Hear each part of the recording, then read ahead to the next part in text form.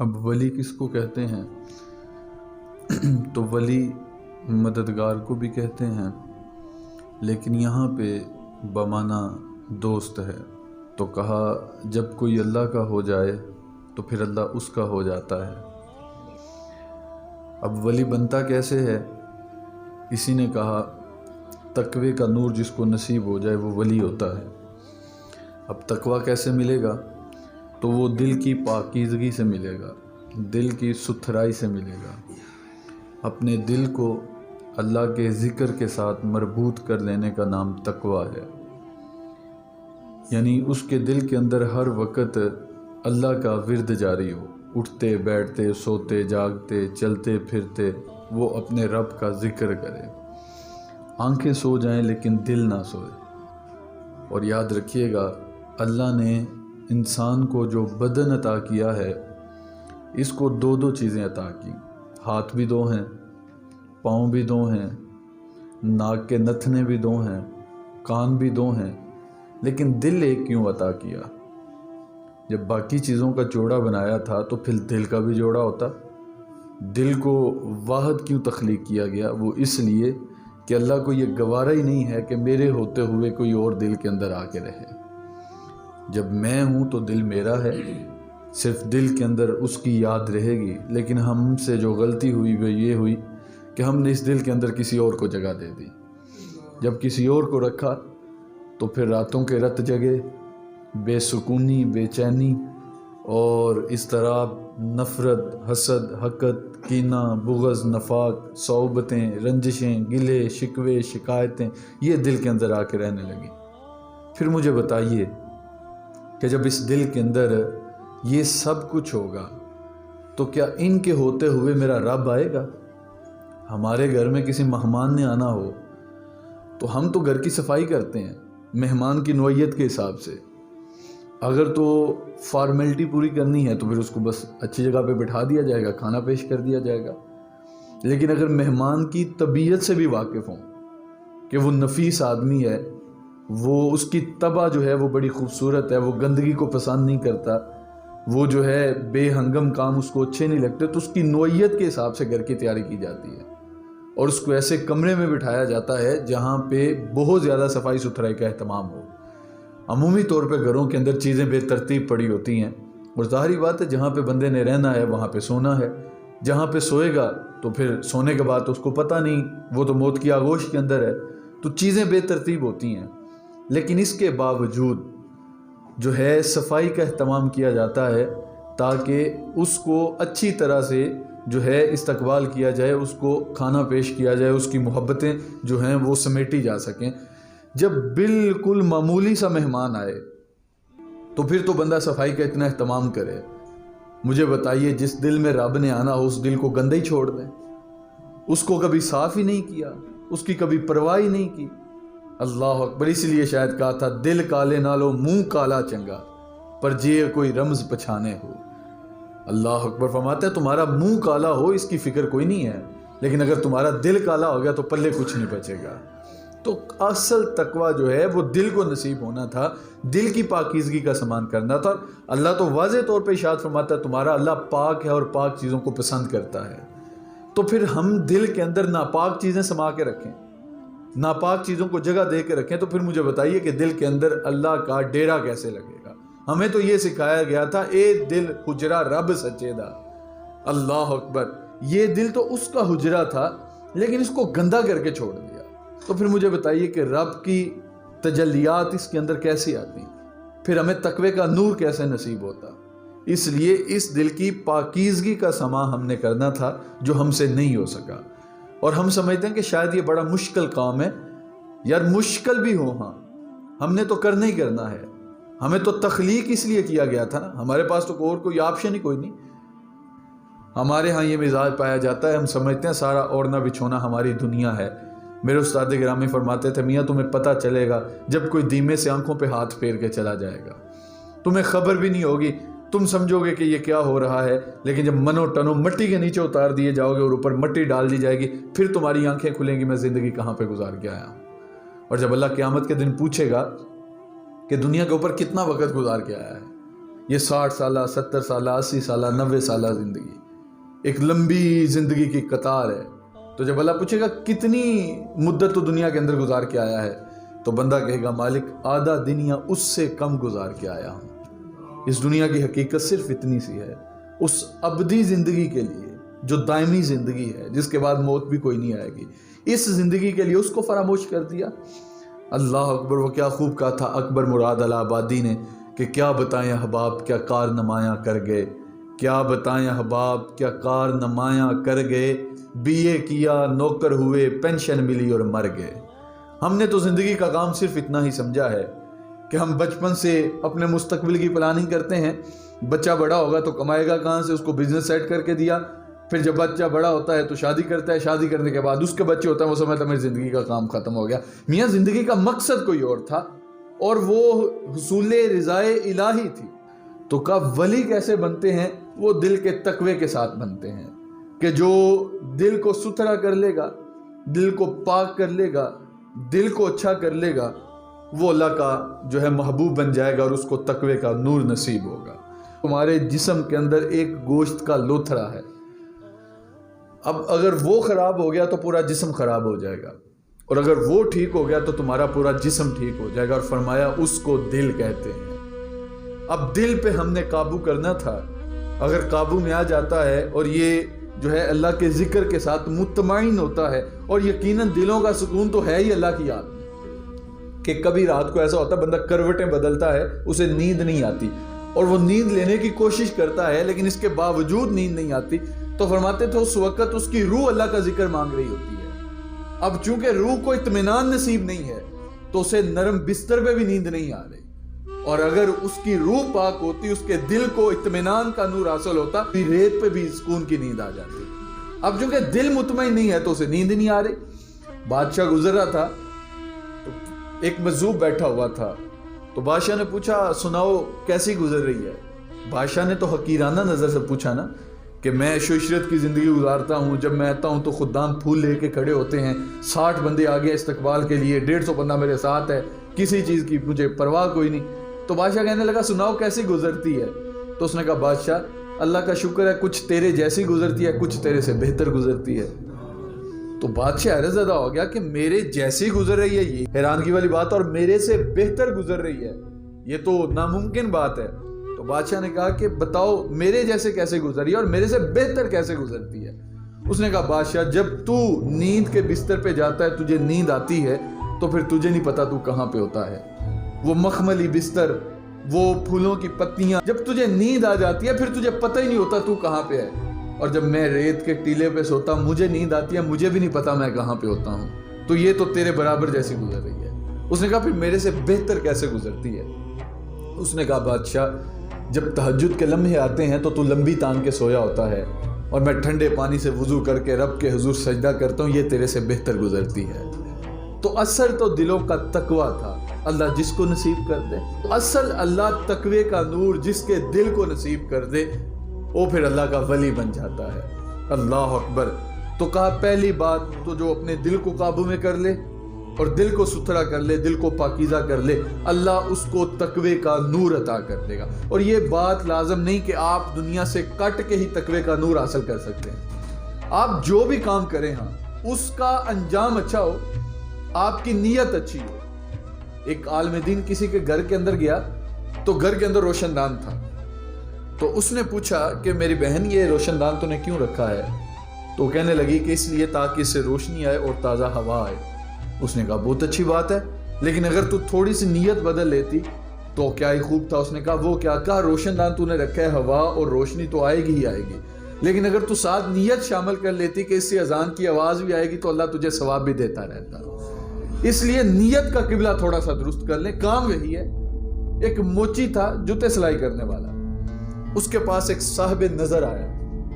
اس نے دیکھا کہ اس کے دل کو اللہ نے تقوی کا نور دیا ہے, تو اس نے پوچھا کہ تو کون سا نیک عمل کرتا ہے کہ اللہ نے تیرے دل کو تقوی کا نور دیا ہے؟ تو وہ موچی کہنے لگا میں تو کوئی نیک عمل نہیں کرتا, معمول کی نمازیں ہیں جو میں پڑھتا ہوں, فرائض جو ہے میں ادا کرتا ہوں, زکوٰۃ میرے پہ ویسے واجب نہیں ہے, حج میرے پہ واجب نہیں ہے, میں ذات کا فقیر ہوں, اور یہ ہے کہ کسی کے آگے ہاتھ نہیں پھیلاتا, جوتے سلائی کر کے لوگوں کے تو اپنے گھر کی روٹی چلاتا ہوں.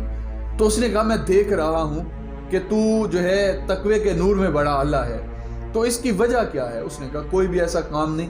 پھر کہنے لگا ہاں مجھے یاد آیا کہ جب جوتا سلائی کروانے کے لیے میرے پاس کوئی آتا ہے تو قیمت تو میں پہلے ہی طے کر لیتا ہوں کہ اس کے 2 آنے لوں گا، اس کے 4 آنے لوں گا، قیمت تو طے ہو گئی، وہ تو مجھے ملے گی ہی ملے گی، لیکن ساتھ نیت یہ کر لیتا ہوں جوتا صحیح کرتے وقت کہ میں اس کا جوتا اس لیے ٹھیک کر رہا ہوں کہ جس نبی کا میں کلمہ پڑھتا ہوں یہ بھی اسی نبی کا کلمہ پڑھتا ہے۔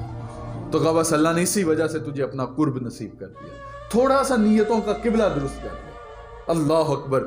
اور ایک بات اگر آپ پلے باندھ لیں، میں اپنے پلے باندھ لوں، تو بہت ساری خرابیوں سے بچا جا سکتا ہے۔ ہم جھوٹ سے کنارہ کر لیں، جھوٹ کو ہم چھوڑ دیں تو کبھی بھی کوئی گناہ ہم نہیں کر سکتے، یہ بات ذہن میں رکھیے گا۔ صرف جھوٹ کے ساتھ نفرت پیدا ہونی چاہیے۔ حضور ارشاد فرماتے ہیں جب کوئی بندہ مومن جھوٹ بولتا ہے تو اس کے منہ سے ایک بدبو نکلتی ہے، جس بدبو کی وجہ سے رحمت کے فرشتے 2 میل دور تک چلے جاتے ہیں۔ اب مجھے بتائیے جس کی رحمت کے فرشتے 2 میل دور ہیں، اس کی دعائیں خاک قبول ہوں گی؟ پھر وہ شکوے جتنے مرضی کرے ہیں میری دعا قبول نہیں ہوتی، پریشانی پہ پریشانی ہے۔ ایک جھوٹ بولنے سے فرشتے اتنے دور جا رہے ہیں، ذرا میں اور آپ غور کریں کہ ہم دن کے اندر کتنے جھوٹ بولتے ہیں۔ پھر رحمت کے فرشتے آئیں کہاں سے؟ پھر اللہ کی رحمت اترے کیسے؟ اللہ کا کرم کیسے نازل ہو؟ تو کہا دل کو قابو میں کر لو، اس سے تمہیں تقوی کا نور نصیب ہو جائے گا۔ تم جہاں بھی ہو، جو کام بھی کر رہے ہو، تمہاری نیت درست ہونی چاہیے، تو اللہ تمہیں ثواب بھی دے گا اور تمہارا وہ کام بھی ہوتا رہے گا۔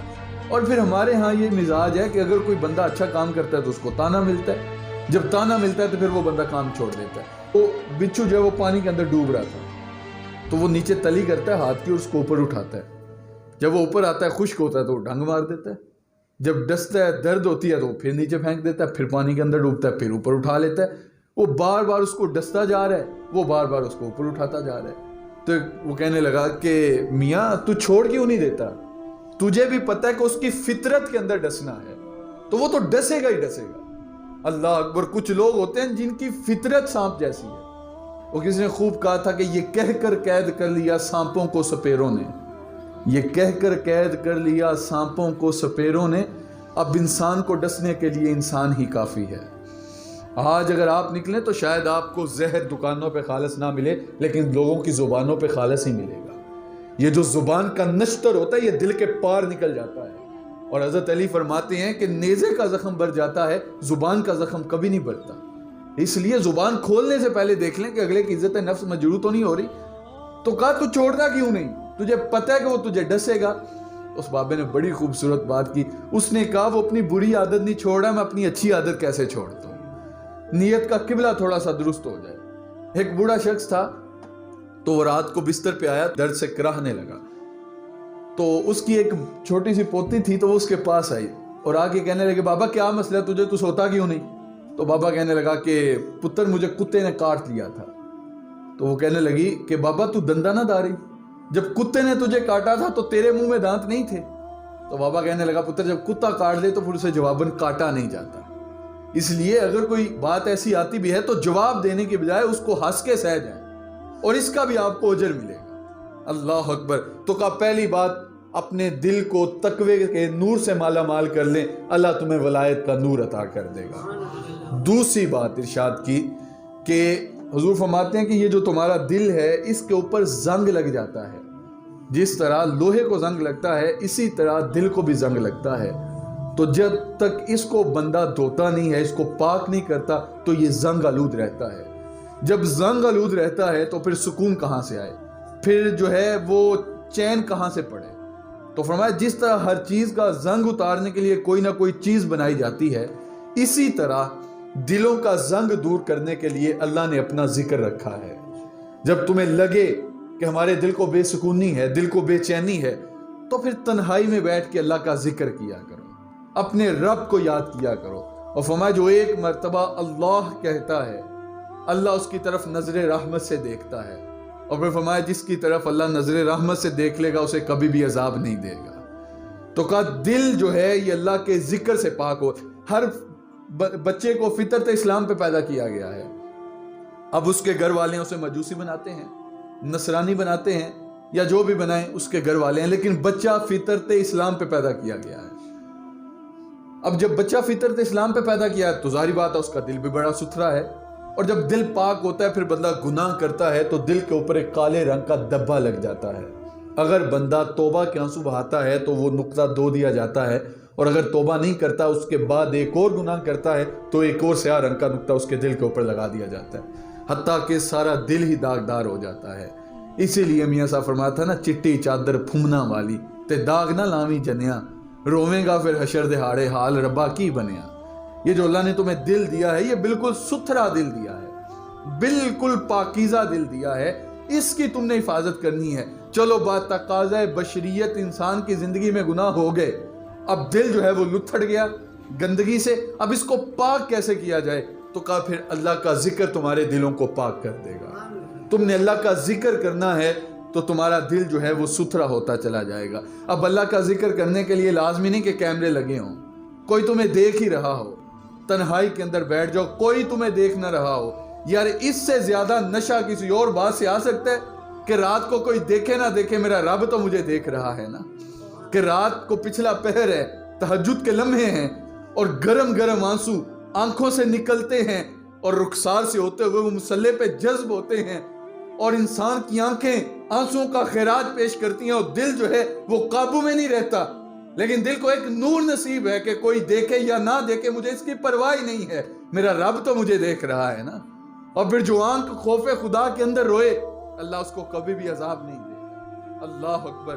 تو کہا تم نے اللہ کا ذکر کرنا ہے تو تمہارے دل پاک ہو جائیں گے۔ اب جس کو تقوی کا نور نصیب ہو گیا پھر اللہ اس کے کتنے قریب آتا ہے۔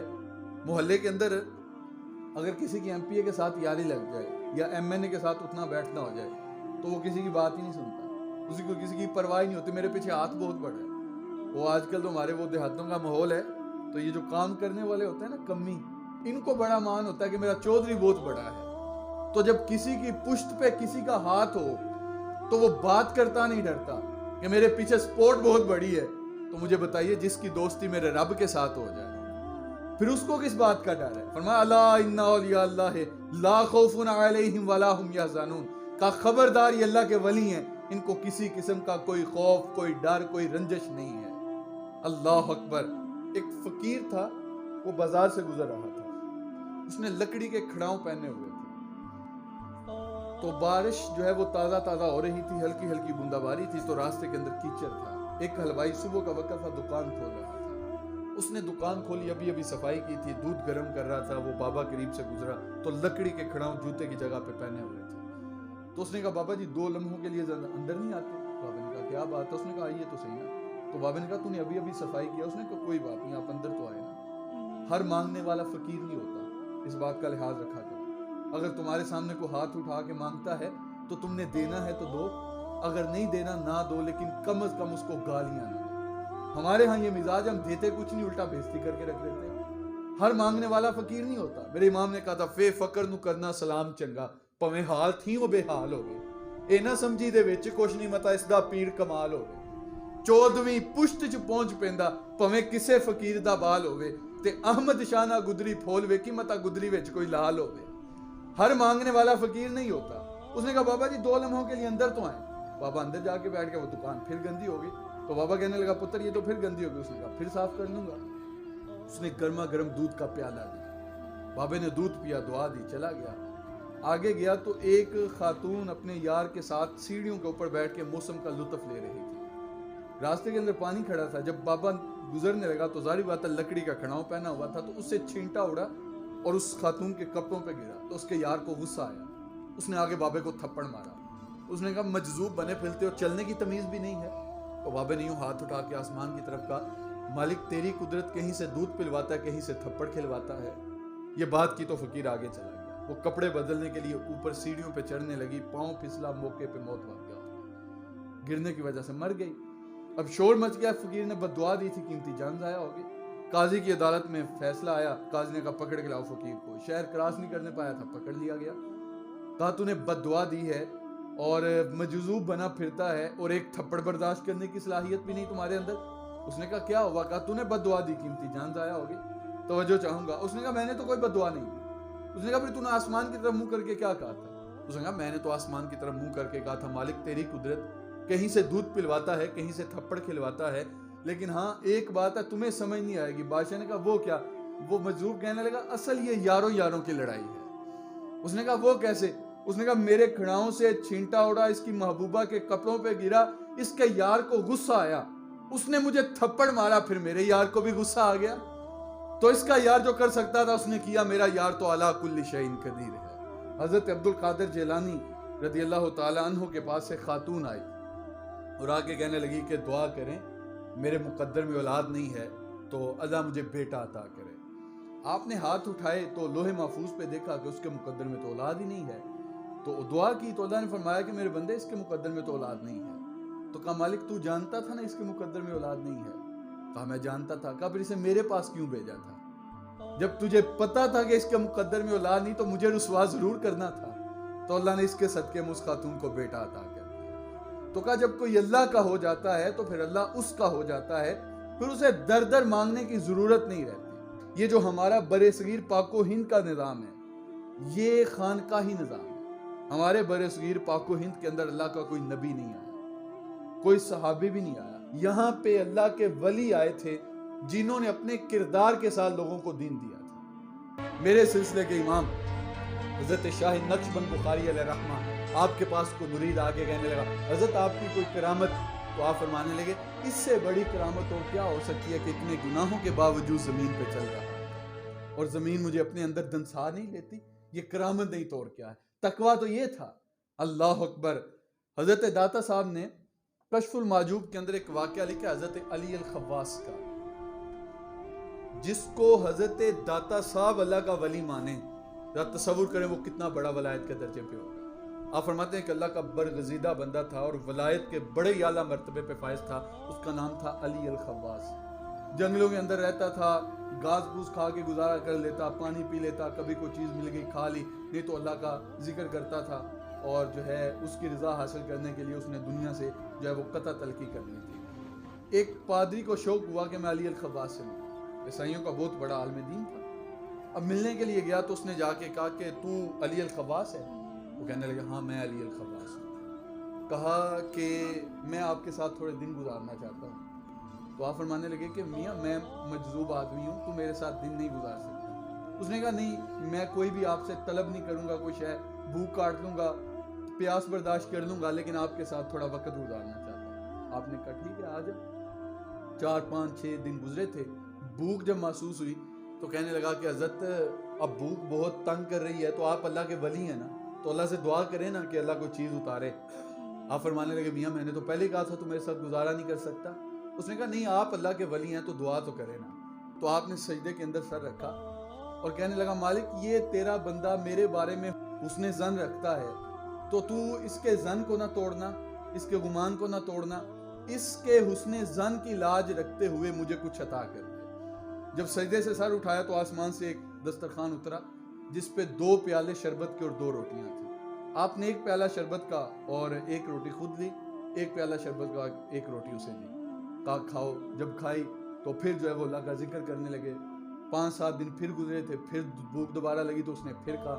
تو حضرت علی الخواص کے ذہن کے اندر خیال آیا کہ ہر دفعہ معاملات ایک جیسے نہیں ہوتے، اس دن تو دسترخوان اترا تھا، شاید آج نہ اترے۔ تو آپ کہنے لگے میاں تو بھی تو اپنے مذہب کا بہت بڑا عالم دین ہے نا، تو بھی تو دعا کرنا۔ تو اس نے بھی سجدے کے اندر سر رکھا۔ حضرت علی الخواص دل کے اندر مسکرانے لگے کہ یہ تو عیسائی ہے، اس کے سجدے کے اندر سر رکھنے سے کیا ہوگا۔ لیکن جب اس نے سر اٹھایا تو آسمان سے ایک تشت اترا جس کے اوپر 4 روٹیاں اور 4 پیالے تھے۔ اس نے 2 روٹیاں 2 پیالے خود لیے، 2 روٹیاں 2 پیالے حضرت کو دی اور کہا کل یا شیخ، حضرت کھائیے۔ آپ کہنے لگے میں تو نہیں کھاؤں گا۔ اس نے کہا وجہ؟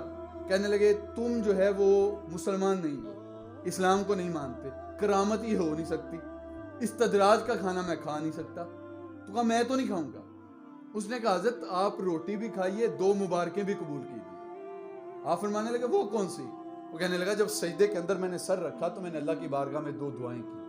پہلی دعا میں نے یہ کی کہ مالک اگر اسلام سچا دین ہے تو 2 روٹیاں 2 پیالے اس کے بدلے میں اتار دے، اور اگر یہ تیرا سچا ولی ہے تو 2 روٹیاں 2 پیالے اس کے صدقے میں اتار دے۔ تو آپ کو مبارک ہو، اسلام سچا دین بھی ہے، آپ اللہ کے سچے ولی بھی ہیں، مجھے بھی کلمہ پڑھا کے اسلام کے دامن میں داخل کرنا ہے۔ اور آگے حضرت داتا صاحب لکھتے ہیں کہ یہاں پہ علی الخواص جیسا بندہ وہ بھی تذبذب کا شکار ہے کہ یہ کرامت ہے، یہ استدراج ہے، تو پھر میرے اور آپ کے پاس کون سا ایسا قاعدہ ہے کہ ہم ایک کو پیر بنا کے چلتے پھریں اور خود جو ہے وہ ولایت کا معیار نصب کر لیں کہ جو اس معیار پہ پورا اترے گا وہ بندہ ولی ہوگا؟ ہمیں تو یہ بتایا گیا ایک بندہ ہوا کے اندر روڑ کے دکھائے، لیکن وہ باغی شریعت ہو، اس کا ایک کام شریعت کے خلاف ہو تو اس کی تباہ نہیں کی جائے گی۔ ایک بندہ امام مسجد ہے، کپڑے پھٹے ہوئے ہیں، کھانے کے لیے چیز کوئی نہیں، خستہ حال زندگی گزارتا ہی، تباہ اس کی ہوگی، اس کی نہیں ہوگی۔ لیکن ہم یہاں پہ ہر ایرے گہرے نتو گہرے کو ولی بنا کے بیٹھ جاتے ہیں، جس کو ولایت کی ہوا بھی نہیں لگی ہوتی، جو کتے لڑاتا ہے اور لوگوں سے نذرانے وصول کر کے جو ہے وہ اپنے شوق پورے کرتا ہے، نشہ کرتا ہے، گدی نشین ہو کے بیٹھ جاتا ہے، کہتا ہے جس کا باپ بہت بڑا پیر تھا تو پھر ہم سب حضرت آدم کی اولاد ہیں، پھر ہم پیر کیوں نہیں؟ یہ کوئی معیار ہی نہیں ولایت کا۔ اللہ اکبر۔ اقبال جب لاہور کے اندر آیا تو وہاں پہ پیر صاحب سے ملاقات کرنے کے لیے ایک مرید بھی آیا، تو پیر صاحب سے اس نے دعا کے لیے کہا۔ اب ہمارے ہاں چونکہ خانقاہی نظام ہے تو امیر بھی آتے ہیں، غریب بھی آتے ہیں پیر کے پاس۔ پیر کا کام تو صرف راہ ہدایت دکھانا تھا۔ اب چلو امیر آئے ہیں تو وہ نذرانہ دے کے گئے ہیں، غریب آئے گا تو وہ دکھڑا سنائے گا۔ اب پیر کو چاہیے یہ تھا کہ امیر سے نذرانہ لے لیا، جب غریب مرید آ کے اپنی روزی کا دکھڑا سناتا تو چپکے سے مصلے کے نیچے سے پیسے اٹھا کے اسے پکڑا دیتا، اس کی عزت نفس میں مجرونہ ہوتی، اس کا کام بھی بن جاتا۔ لیکن ہمارے پیر تو دونوں ہاتھوں سے لوٹنے بیٹھ گئے، امیر کیا، غریب کیا، چھوٹا کیا، بڑا کیا، سب سے لوٹنا شروع کر دیا۔ اور بدلے میں دے کیا رہے ہیں؟ بے عملی کا درس، شریعت سے بغاوت، جنت کے ٹکٹ، رسول اللہ کی غلامی سے آزادی، یہ بدلے میں ہمیں سکھایا جا رہا ہم پیسے دے کے ان کو لے رہے ہیں۔ کتنی عجیب! ایک بندہ کالا کالا رسول اللہ صبح شام بغیر بے لوس، بغیر کسی معاوضے کے سناتا ہے، اس کو سننے کے لیے تیار نہیں ہے، اور ایک بندہ پیسے لے کے باغی شریعت بنا رہا ہے، ادھر ہم خوش ہو کے جا رہے ہیں، اپنے خون پسینے کی کمائی لٹا رہے ہیں۔ کتنی عجیب! یہ ہماری اپنی جہالت ہے اور کچھ بھی نہیں ہے۔ تو ایک غریب مرید آیا اور آ کر کے اس نے کہا حضرت دعا کیجئے گا، میں 100 روپے کا مقروض ہوں، حالات بڑے سخت ہیں۔ تو پیر صاحب نے دعا کی۔ جب وہ مرید اٹھ کے جانے لگا تو 10 روپے کا نوٹ اس وقت بطور نذرانہ اس نے پیر صاحب کو پیش کیا، تو پیر صاحب نے چپکے سے پکڑ لیا۔ وہ بھی سمجھتے نا ہمارا حق ہے، جو مرید ملنے کے لیے آئے نذرانہ نہ دے، دوبارہ پیر اس سے ملاقات ہی نہیں کرتا۔ غریب مرید آ جائے، وہ کہ جی پیر صاحب سے ملاقات کرنی ہے، اسے کہا جاتا ہے جی 1000 بار استغفار پڑھ، 1000 بار اللہ اکبر پڑھ، اتنی مرتبہ یہ وظیفہ پڑھ، باہر بیٹھ جا، پیر صاحب آئیں گے، اٹھ کے ملاقات ہو جائے گی۔ لیکن ایک لمبی چمکتی ہوئی گاڑی میں مرید آتا ہے، امیر مرید آئے تو پیر کہتا ہے آپ کیوں آیا؟ آپ مجھے پیغام بھیج دیتے، میں ہی آ جاتا۔ ہمارے ہاں تو ولایت بکتی ہے، ہمارے ہاں تو پیری مریدی بکتی